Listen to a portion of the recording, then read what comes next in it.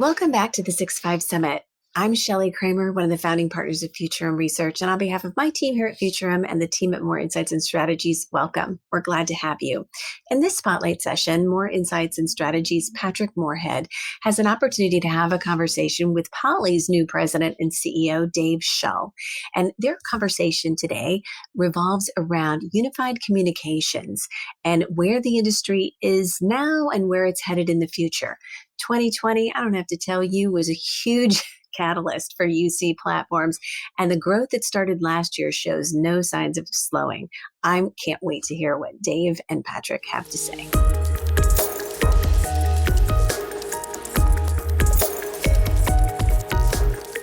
Hi, this is Pat Moorhead with Moor Insights and Strategy, and we are here at the 6-5 Summit 2021, and I am here with Dave Shull, CEO of Poly. Dave, how are you doing? I'm doing great, Pat. It's been a busy, fun week, and look forward to talking to you a little bit more about Poly and all the crazy, exciting stuff going on in this industry right now. Yeah, it's great. I am surrounded by Poly equipment right now. I'm not kidding you. I have 3 cameras looking at me. But for those who aren't familiar about Poly, can you talk about the company and what it does and how it's different? Well, first of all, you look great. So I hope you're using a good Poly camera, because that's amazing. I mean, it brings out the best, the coloring, your hair, it's all perfect. So that's phenomenal. So thank you. Thank you to your engineers. Well, thank you. I'll pass it on. They do their best to make us all look good.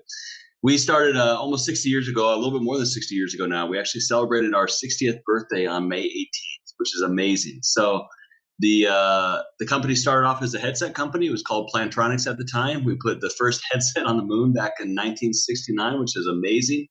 And sort of the innovation has continued on since then. Now we have a wide swath of pretty amazing, remarkable video and audio gear. So we have headsets, we have phones, we have speaker phones, like what you see behind me. And then we have video devices. And sort of as the world has changed post-pandemic here, or as we hope to come out of the pandemic, thank you, another good piece of gear. We think really the integration of all this amazing communications gear for collaboration, for working together, is where Poly shines. And so 100% of the Fortune 500 use our gear. And so we're super proud of that. And I think it's a testament to the engineering and the innovation over the decades here. Yeah, and it's funny, a lot of companies are like, 95%, 90% of the Fortune 500. Very rarely do I hear 100%, because typically it's one of your competitors who won't admit to using your gear. But no, I completely love that. And Poly has really come to the forefront of the conversation, given what we've gone through with COVID. I mean, it's been crazy. And Dave, you joined in September of 2020 as CEO, and I was wondering if you could share some highlights for the year. Yeah, so it's been a transformational year, I think, for everyone. We've talked a lot about how really this digital transformation of the workplace has accelerated tremendously with COVID, and so that's driving demand through the roof. We're all in industries here that are definitely strong double-digit demand, and that's very encouraging. It's a fun time to come in, but it's also challenging. But we've set a record for headset revenue in fiscal Q3. We set a record for video revenue, all-time video revenue for the company in fiscal Q4.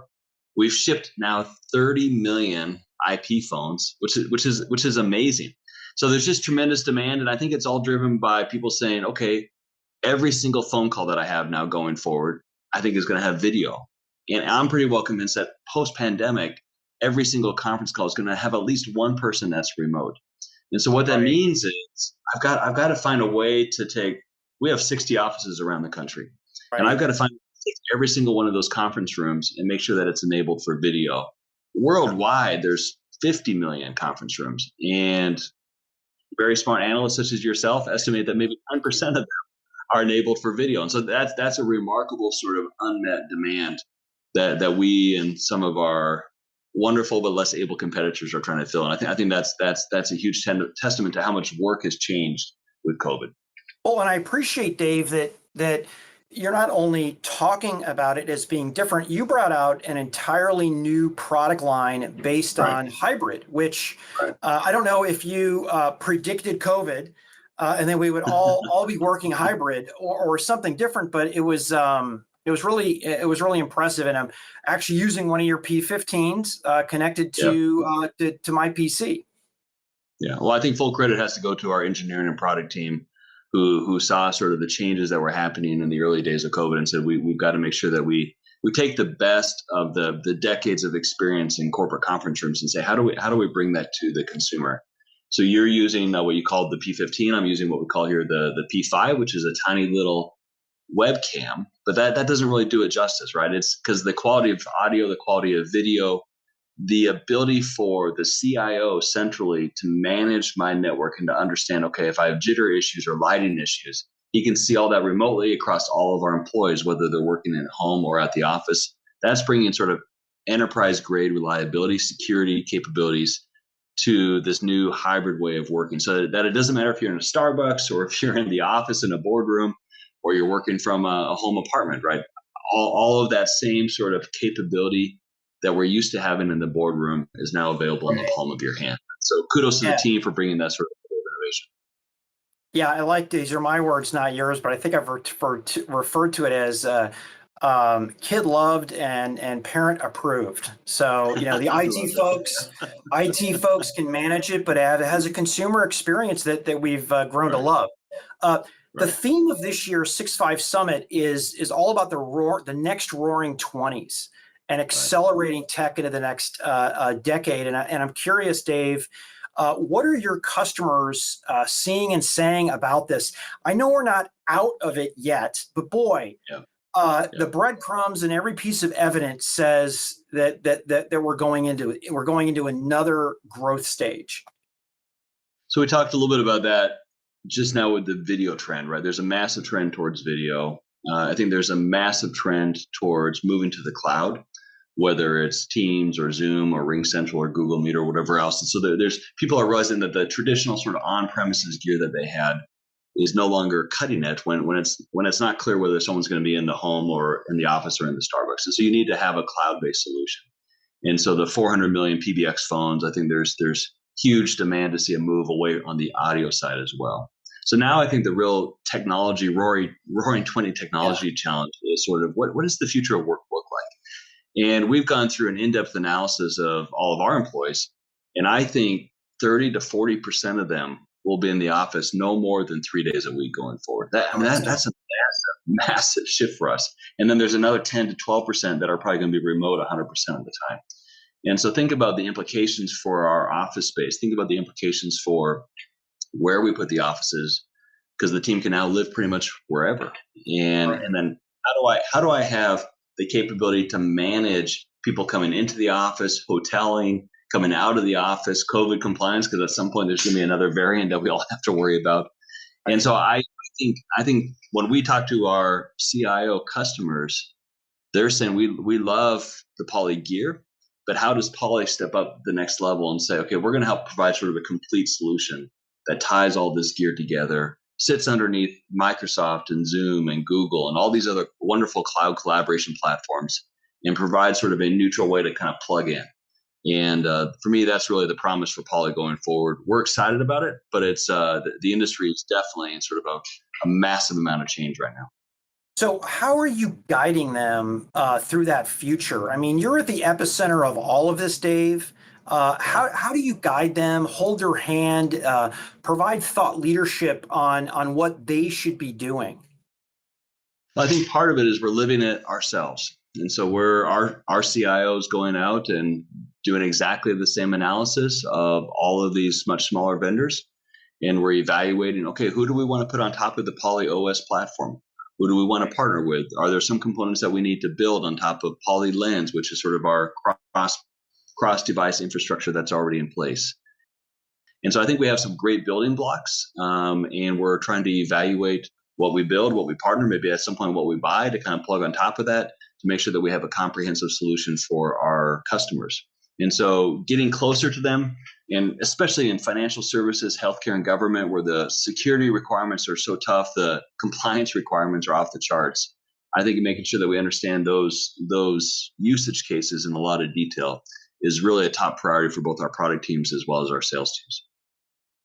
There have been multiple Poly announcements lately, and the benefit is that many times I'll come home and I'll have a package from Poly that's related to one of your announcements. I appreciate the ability to review those. Or anything stand out for you? I mean, with so many announcements, any highlights that you can share with the audience? Yeah, I think at the overarching level, on Monday, the 24th, we've been announcing sort of the change to the ticker symbol from PLT to POLY. And that's a big change for us as a company, because it says we did go through a merger between Plantronics and Polycom, but we're now operating as one company under one banner, which is Poly. And so we wanted to make that change very public to our investors as well. And I think it also sort of reflects a new future for the company going forward and sort of this much broader vision. We're not just a gear company, but we really want to provide sort of a complete business solution to our customers.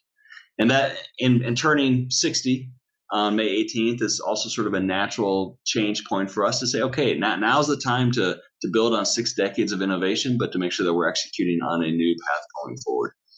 And then for me, it's sort of, okay, what's the vision look like for the future? 3 years from now, how do we have sort of this comprehensive solution? And what are the components that we need to build to make sure that we're starting to deliver on that?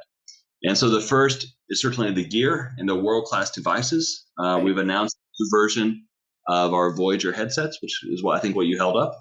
Phenomenal quality, right? Wonderful. You can wear it all day. And so for those of us who are constantly on Zoom calls or Teams calls, that's the best quality solution out there. I've got kids, I've got dogs, and it kind of tunes them out, which is great. The next device is to make sure that all of our phones, as people start to go back into the office, especially small and medium businesses, all of our phones have the best DECT capabilities, and it's certified for Zoom or Teams or whatever else. We need to make sure that people are feeling safe when they touch a phone device.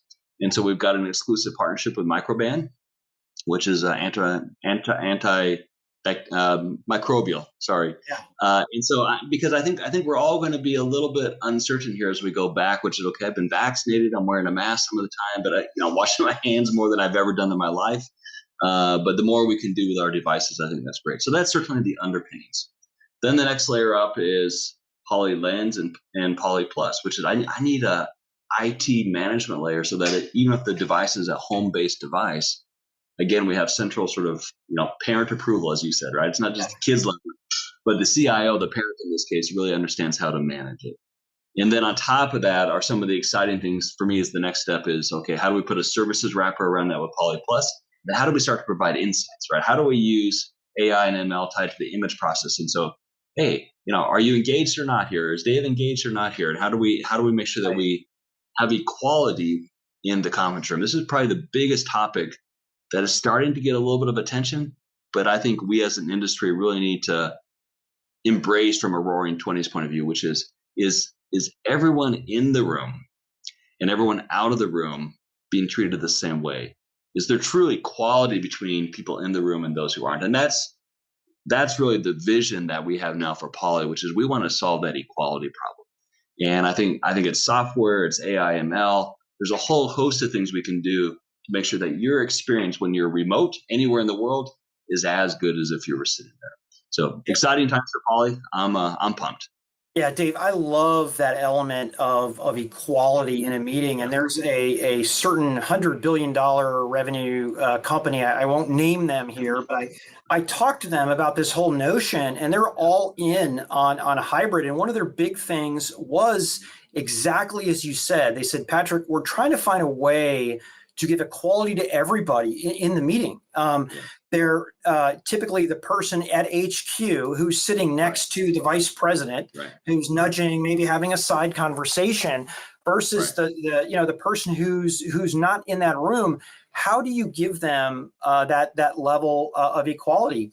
How do you put a focus on sidebars, or maybe you put in a mechanism to not have sidebars or whatever you're best managed by it. But it is fascinating, and this is why one of the things I've appreciated about your strategy and your architecture of your devices is you're actually putting intelligence Yeah. in the end. These are not dumb mics or dumb cameras. Now, I turn this special feature off, but on the P15, if I move to the right, it follows me. If I want to stand up and do a whiteboard, it will follow me as I move.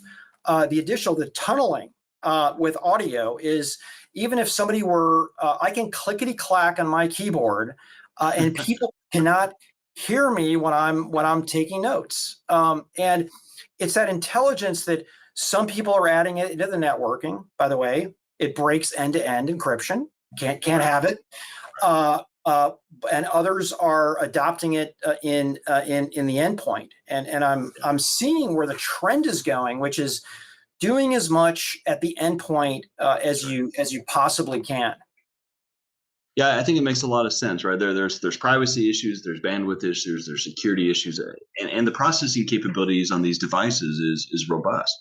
A lot of our devices, especially the ones that are meant for the office, run on an Android system. And so the capabilities there to put additional applications as really kind of a platform on top of Poly OS is pretty amazing. And so we've sold many, many thousands now of very, very smart video bars to teachers, because when they're walking around a classroom, I mean, I've got a middle school kid, how do you keep them engaged in the conversation, right? If it's just a broad view that doesn't kind of follow the teacher and it's not just following the teacher, but the audio pickup and the engagement there is critical. And then our amazing engineers have shown me the ability to kind of track the kids and are they engaged or not, right? There's body language cues that you can go off.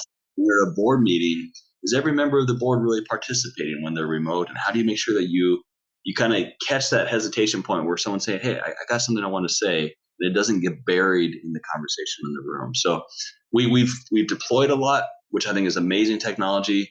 And I keep seeing more and more cutting edge stuff from our teams in terms of what we can do that even goes a step further. So I'm excited to get more and more of this to market. I think it's a huge issue for us worldwide. As we come out of the pandemic, and obviously from Poly, it's an amazing, crazy business opportunity. It's fun.